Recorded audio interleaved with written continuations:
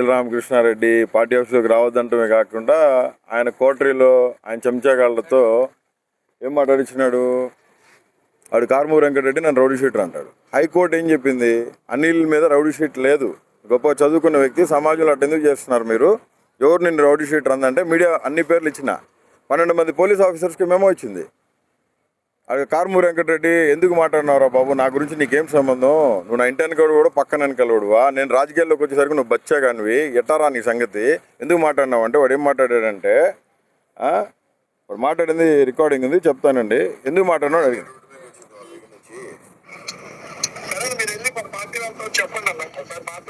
అంటే ఏమని మాట్లాడాలి, మీ మీద కంప్లైంట్ ఇవ్వమంటారా?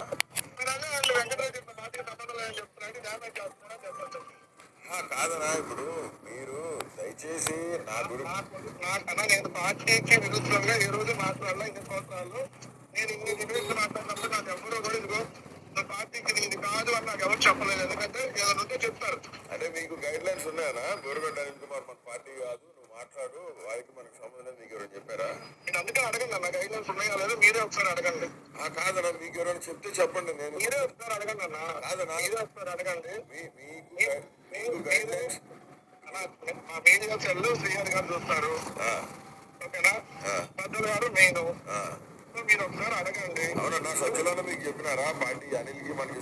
మీరు అడగండి అన్న, మీరు చెప్పండి ఒకసారి. ఎందుకు నాకు మీరు క్వశ్చన్ ఏది కాదన్న, ఎందుకంటే మీరు నన్ను క్వశ్చన్ చేసినప్పుడు అలా అడగండి. మీకు మీరు పార్టీలో మీకు ఇవన్నీ వాళ్ళే చూస్తారు అంటున్నారు కానీ వాళ్ళకే చెప్పండి. మరి ఏంటంటే ఇట్లా చెప్పిన డ్యామేజ్ చేయడం, నేను పార్టీ మనిషిని అయితే కాదని ఎట్లా చెప్తారు వాళ్ళు అని మీరే అడగండి. అప్పుడు నాకు అబ్బాయి ఫోన్ చేస్తారు కదా, ఆ టాపిక్ ఏదో చెప్తారు కదా. అంటే జగనన్నకు భారతమ్మకి చెప్పి మీకు ఫోన్ చేపించి అట్లా మాట్లాడుతుంది చెప్పించాలి మీకు, అంతేనా?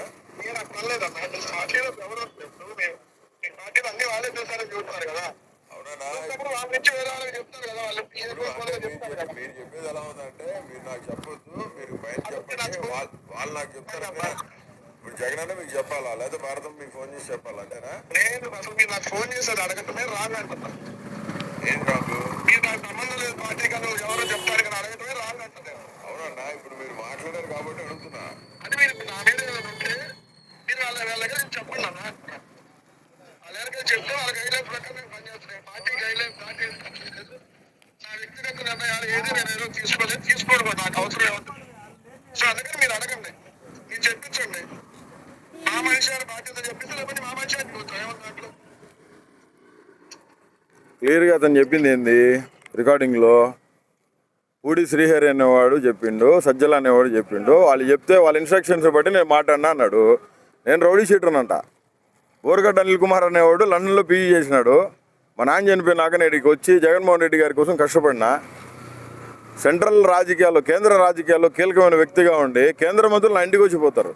నేను జగన్మోహన్ రెడ్డి గారికి దగ్గర అత్యంత సమీపమైన మనుషులం కాబట్టి అన్న కోసం రాజశేఖర రెడ్డి గారి సమాధి కాడికి పోయి మాటిచ్చిన, నీ కొడుకుని ముఖ్యమంత్రి చేసేదాకా నీ కొడుకుతోనే ఉంటానయ్యా, నీ కొడుకు నీకు మళ్ళీ పరిపాలన చేయాలా, నీకంటే ముందు 100 అడుగులు వేసి పరిపాలన చేయాలని. కోర్టులో కూడా నాకు కొన్ని పేజీలు ఉన్నాయి. YS Jaganmohan Reddy team, YS Jaganmohan Reddy మనిషి సుప్రీంకోర్టులో తప్పు జరిగితే సుప్రీంకోర్టులో వాళ్ళని కూడా నిలదీసే దమ్ముంది జగన్మోహన్ రెడ్డి టీం కని నేను నిరూపించిన. నా సొంత డబ్బులు పెట్టి నేను డబ్బులు ఇస్తే డే 1 నుంచి 2023-24 నుంచి నా మీద పగబడ్డాడు సజ్జల రామకృష్ణారెడ్డి. మొన్న నేను పార్టీ ఆఫీస్కి వచ్చిన 9 నెలలు నేను జైలుకి పోయింది ఎవరి కోసం అండి? 22 కేసులు పెట్టించుకుంది ఎవరి కోసము? పోలీసులు కుక్కను కొట్టినట్టు కొట్టి ఉచ్చపోసారు ఎవరి కోసము? ఒక ఏబిఎన్, ఒక TV5, ఒక కూటమికి సంబంధించిన వాళ్ళు నన్ను రౌడీ షీటర్ అన్నా నేను పడతా.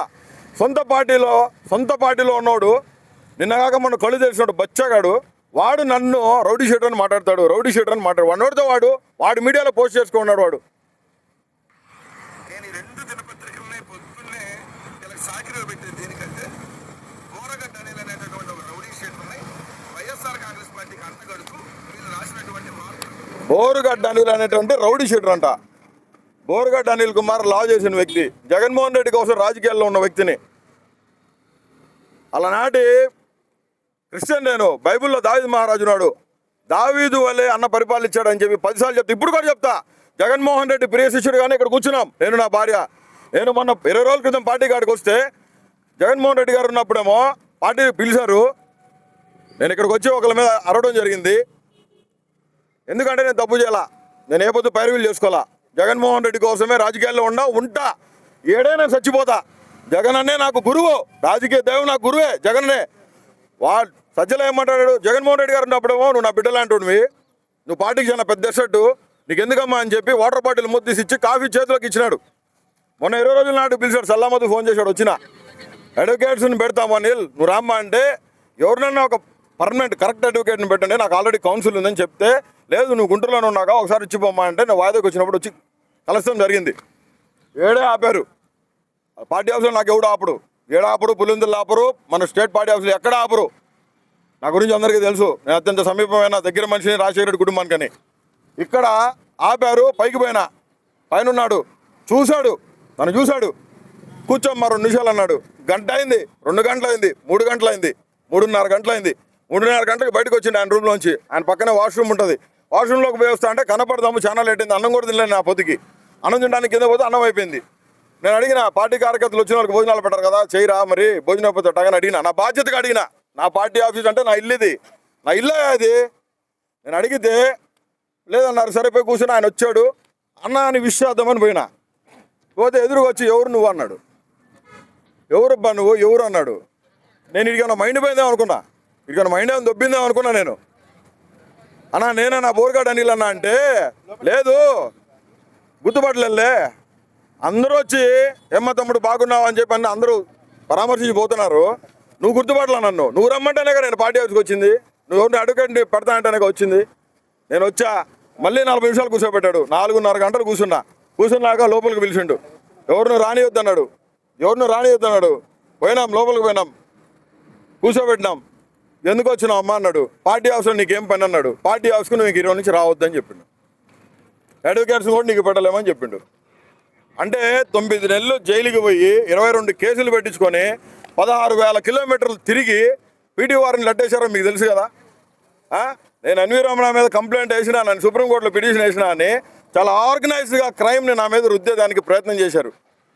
ఆంధ్రప్రదేశ్ ప్రభుత్వం నన్ను ఎంత హింస పెట్టిందో, నాకు 3rd డిగ్రీ కర్నూలులో రాజమండ్రి సెంట్రల్ జైల్లో హ్యాండ్ కప్స్ చేసి ఇట్లా లేపి పైకి నాయి, మళ్ళీ కర్నూలు వెళ్ళిందాక నాకు హ్యాండ్ కప్స్ తెలియదు బ్రదరు.